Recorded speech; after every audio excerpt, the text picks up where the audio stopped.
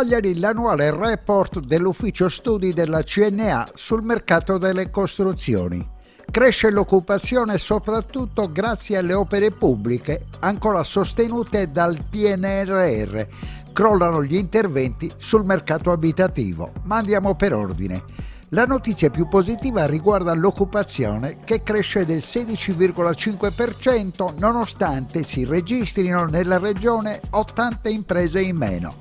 Per il resto, la decisa revisione delle norme sul superbonus ha sensibilmente indebolito il segmento del rinnovo residenziale che nel 2024 e 2025 ha portato ad una contrazione a doppia cifra, mentre le risorse del Piano Nazionale di Ripresa e Resilienza e i flussi finanziari destinati alle infrastrutture continuano a sostenere le opere pubbliche. Questa combinazione di fattori segue il passaggio da una fase di espansione sostenuta nel biennio 2021-2022 ad un ciclo più vicino al trend del passato, con una netta riduzione degli stimoli privati e una crescita oggi esclusivamente dipendente dalla componente pubblica.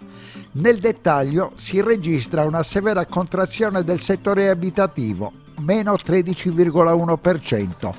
Mentre le opere pubbliche crescono del 20% e tengono a galla il settore delle costruzioni isolano. Ma attenzione, alle imprese sarde va solo il 17% del valore degli appalti superiore al €1.000.000 nell'ultimo quadriennio. Le previsioni per l'anno in corso vedono il mercato delle costruzioni regionali attestarsi su un valore di 7,4 miliardi per effetto di una contrazione che in termini reali è pari al 4,5% con gli investimenti che si sono ridotti del 5,9%.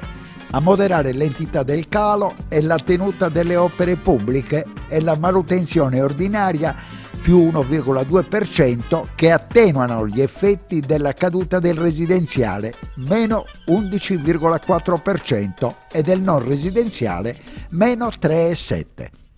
Apertura di trasmissione di rigore dedicato al report sul mercato delle costruzioni dell'ufficio studi della CNA. Notizie incoraggianti per quel che riguarda l'occupazione, nonostante sia diminuito il numero delle imprese attive, ma numeri scoraggianti per quel che riguarda il crollo del settore abitativo. Sì, il 2024 segna un'inversione di tendenza del mercato. Dopo la fase espansiva dell'ultimo triennio, a causa anche, come lei faceva riferimento, dell'assenza degli stimoli fiscali della fine del superbonus, abbiamo una contrazione significativa del settore abitativo che flette del 13,1% insieme anche al non residenziale. Il volume d'affari è circa 7,8 miliardi, meno 1,5, con gli investimenti che si contraggono del 2%. È una situazione, diciamo, generale che da un punto di vista della prospettiva riporta il mercato a livelli, chiamiamoli, ordinari rispetto a quelli eccezionali del triennio che abbiamo vissuto, in controtendenza rispetto a questa flessione, ma questo è un dato generale che riguarda anche il livello, diciamo, nazionale, la crescita dell'occupazione che si incrementa del 16,5% e una condizione di stabilizzazione per quanto riguarda il sistema dell'offerta e delle imprese, meno 80 imprese nell'arco dell'anno, ma siamo in una condizione che è un po' analoga a quella del 2024. Un mercato che oggi si regge sulle opere pubbliche, su questo più 20% segnalato nel vostro report. Sì, venendo a mancare una delle gambe che sono state un po' i motori del mercato in questi anni, che è la parte appunto residenziale con gli stimoli fiscali a cui abbiamo fatto riferimento, è proprio il settore delle opere pubbliche e delle infrastrutture, più 20% nel 2024, che si è incaricato di mitigare questa contrazione che diversamente sarebbe stata ancora più significativa. Le stime per l'anno prossimo ci dicono che avremo un ulteriore un'ulteriore contrazione del volume d'affari, quindi il valore della produzione nell'ordine del 4,5%, quasi 6% degli investimenti, ma sono appunto le opere pubbliche. Abbiamo una parte significativa e considerevole di risorse che riguardano la fase conclusiva del PNRR che tengono a galla il mercato. Le opere pubbliche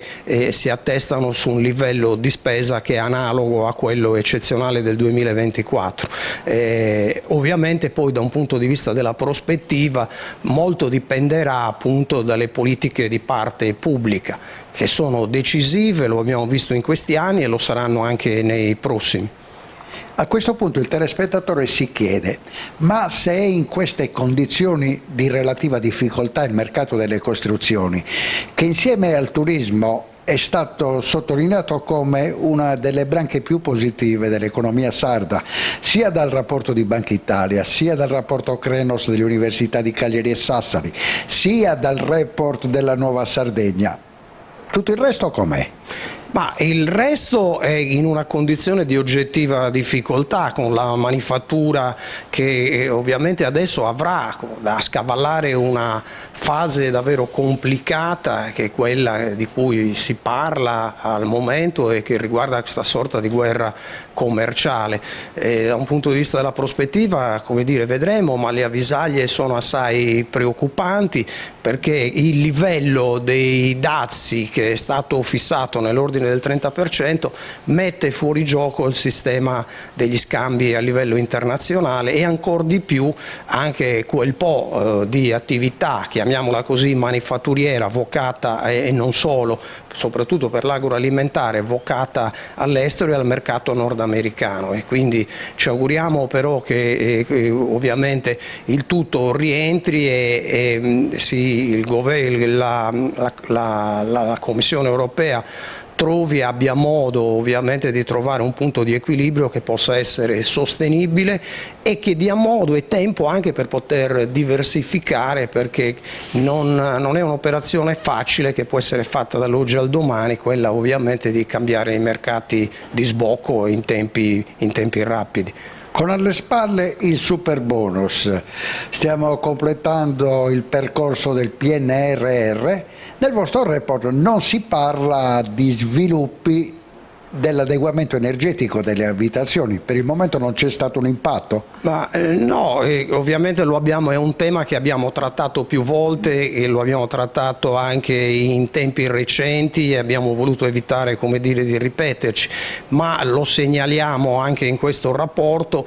Sarà, da un punto di vista delle prospettive del mercato, sarà davvero molto importante sia a livello nazionale, perché è attesa una riconfigurazione del sistema degli incentivi che riguarda il settore abitativo e soprattutto per la parte appunto energetica. Ricordiamoci che il Parlamento deve legiferare un quadro di regole di riferimento per la direttiva Green e quella è una partita davvero molto importante che avrà effetti e condizionerà appunto la crescita o la penalizzazione del mercato nei prossimi anni. A livello regionale è evidente che noi sollecitiamo da tempo che la Regione utilizzi le risorse che ha per avviare appunto un piano che è quello dell'autoproduzione e anche dell'autoconsumo, che può riguardare anche e soprattutto le imprese di piccola dimensione, spingere sul fotovoltaico, sull'autoproduzione. Abbiamo anche stimato qual è il concorso e il contributo che una misura di questo tipo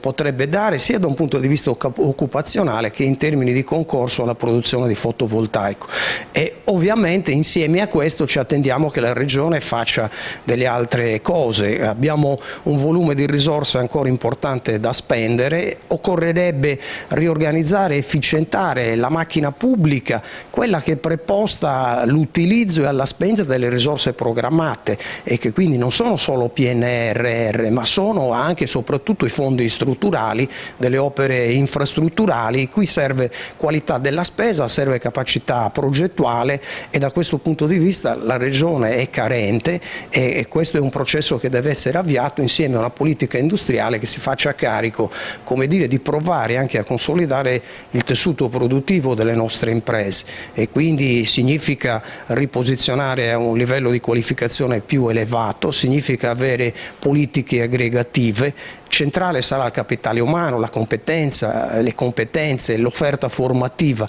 Nel rapporto sottolineiamo ancora una volta come per esempio gran parte delle imprese sarde è tagliata fuori dall'acquisizione dei lavori. Nell'ultimo quadriennio i lavori sopra 1 milione di euro sono stati per l'83% in termini di valore ad appannaggio delle imprese non isolane. Quindi la torta che noi acquisiamo in via diretta è intorno al 17%. Quindi il rischio è che anche questa fase espansiva che c'è stata di crescita molto forte del mercato, una volta che, come dire, svanisce e si torna ai livelli ordinari di spesa, ci consegnerà comunque un tessuto produttivo ancora debole, esposto ovviamente a competitor che si mangiano la fetta più grossa del mercato. Ecco, da questo punto di vista la politica, ma non solo la politica, anche il sistema di imprese è chiamato a una responsabilità, è chiamato a fare la sua parte. Chiusura dedicata a uno spazio che noi abbiamo dato nell'ultima puntata di Panorama Sardo su quello che l'assessore dell'artigianato ha definito il più grande impegno di spesa per il comparto mai registrato dalla Regione, 30 milioni di euro. Ovviamente il fatto che la Regione abbia destinato sia per l'annualità in corso che per quelle 2 successive un ammontare di 30 milioni per anno significa che c'è il riconoscimento che il settore dell'artigianato, se supportato con strumenti, come dire, adeguati, come l'agevolazione 949 a cui appunto lei faceva riferimento, è in grado ovviamente di utilizzare le risorse. Queste sono risorse utilizzate per gli investimenti, per migliorare la capacità competitiva delle imprese e hanno effetti straordinari in termini di ricadute occupazionali e di crescita del PIL, della ricchezza prodotta.